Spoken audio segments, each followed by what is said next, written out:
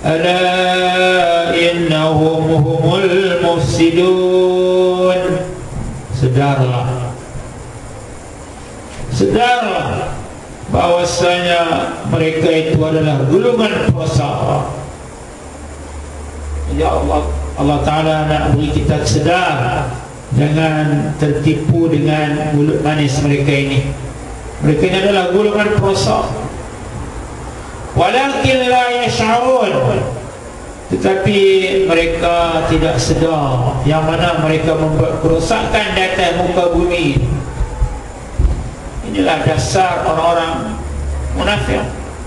Mereka ni tak sedar diri, bahawa mereka ni adalah orang yang membuat kerosakan di atas muka bumi ini dengan membelakangkan hukum Allah Ta'ala.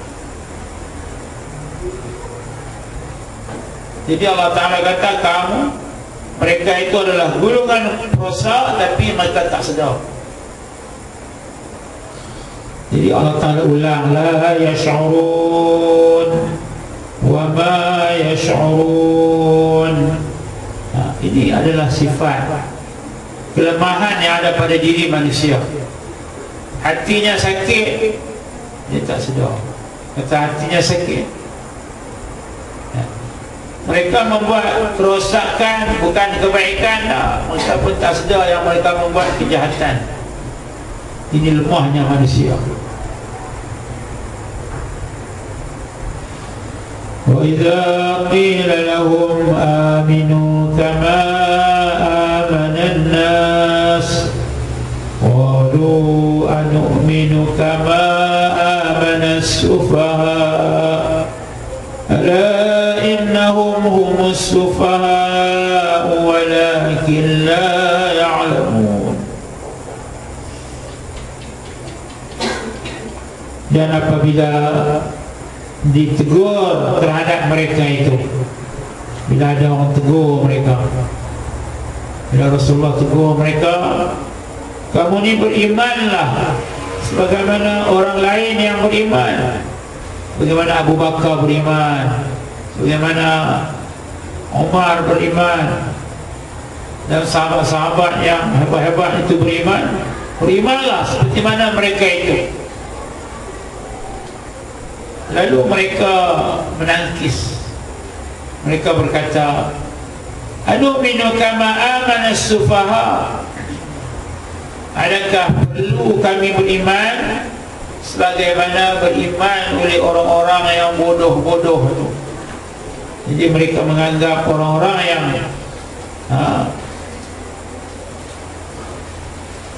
orang-orang yang menjadi sahabat Nabi ini sebagai orang-orang yang juhal, sebagai orang-orang yang bodoh.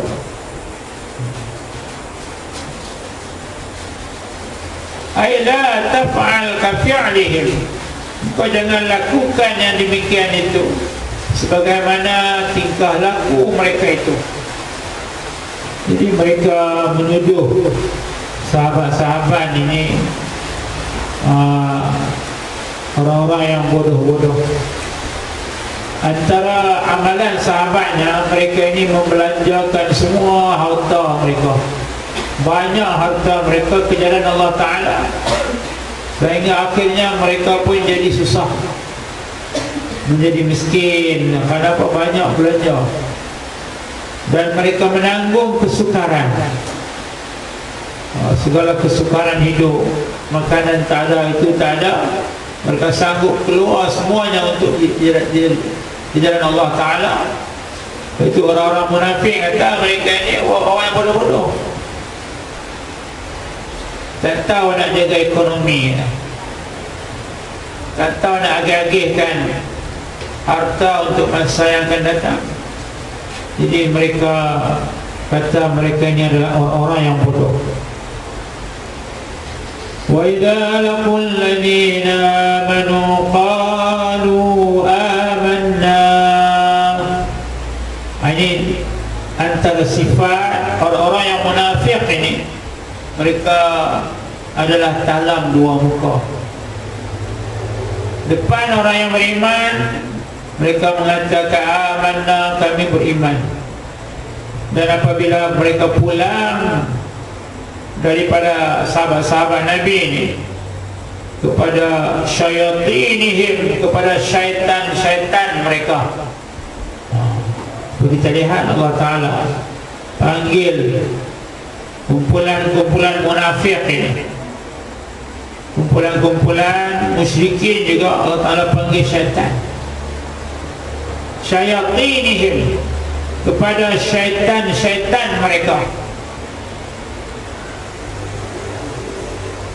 Jadi tak salah kalau kita panggil orang tu kalau memang degil, keras kepala, kita kata kau ni syaitan.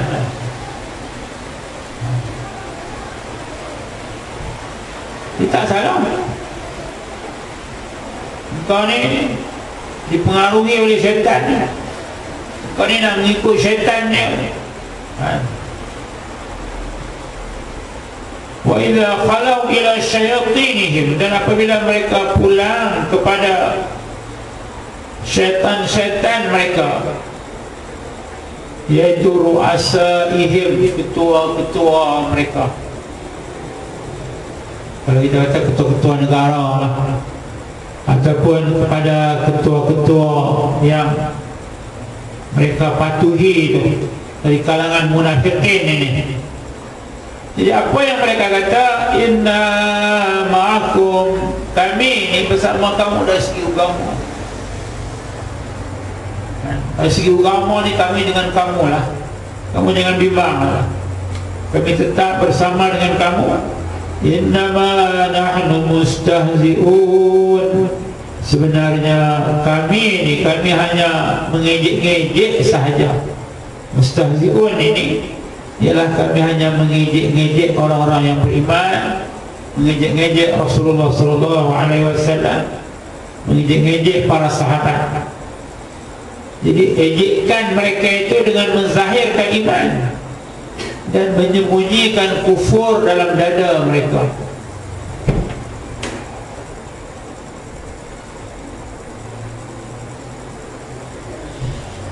Dalam tafsir pula, ya Allah Ta'ala namakan ketua-ketua mereka itu sebagai syaitan. Itu kerana apa? Kerana setiap ketua tadi, ketua orang-orang munafik, ketua orang-orang kafir, ketua orang-orang yang ingkar dengan Allah Ta'ala ni, dia ada syaitan yang datang was-was. Kemudian syaitan ni dia mengajar tipu muslihat setiap ketua.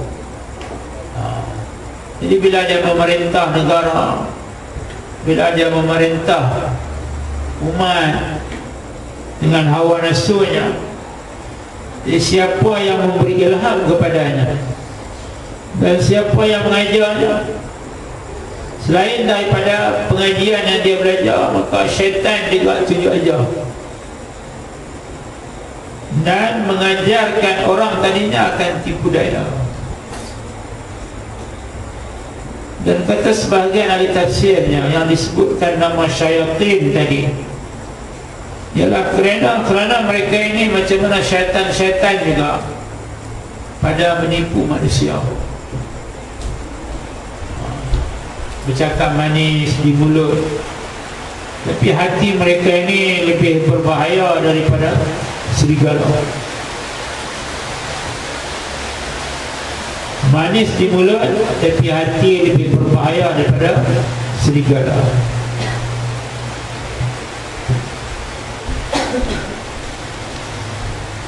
Dan ketua-ketua orang yang musyrikin ini pada masa itu ialah diantaranya ialah Ka'ab bin Ashraf, ini di kota Madinah.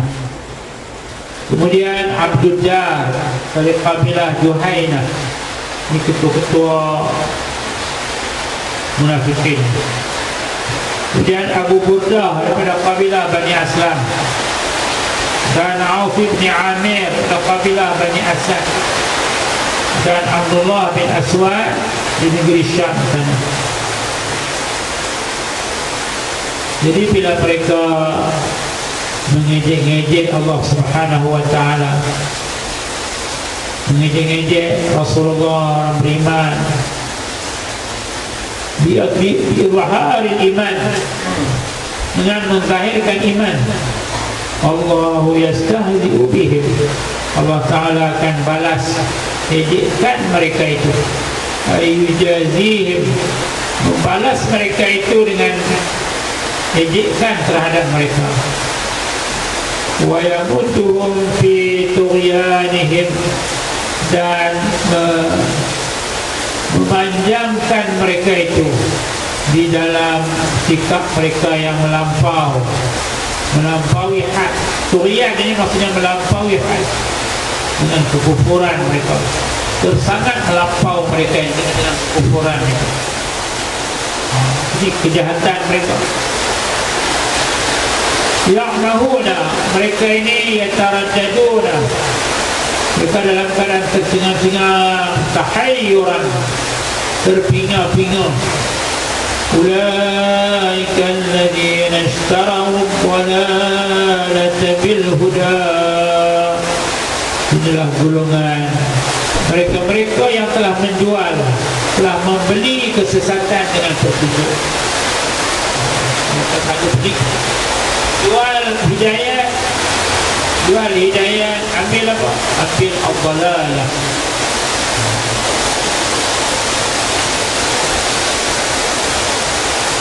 Jadi orang-orang yang munafik ini dianggap mereka telah menjual hidayah. Mereka sanggup membeli apa? Membeli kesesatan. Sedangkan hidayah di hadapan mata mereka, Rasul ada depan mereka, Al-Quran pun turun masa itu, dan mereka juga membaca sembahyang juga bersama orang-orang Islam. Jadi mereka sanggup dalam kesesatan, dan mereka sanggup tinggalkan hidayah.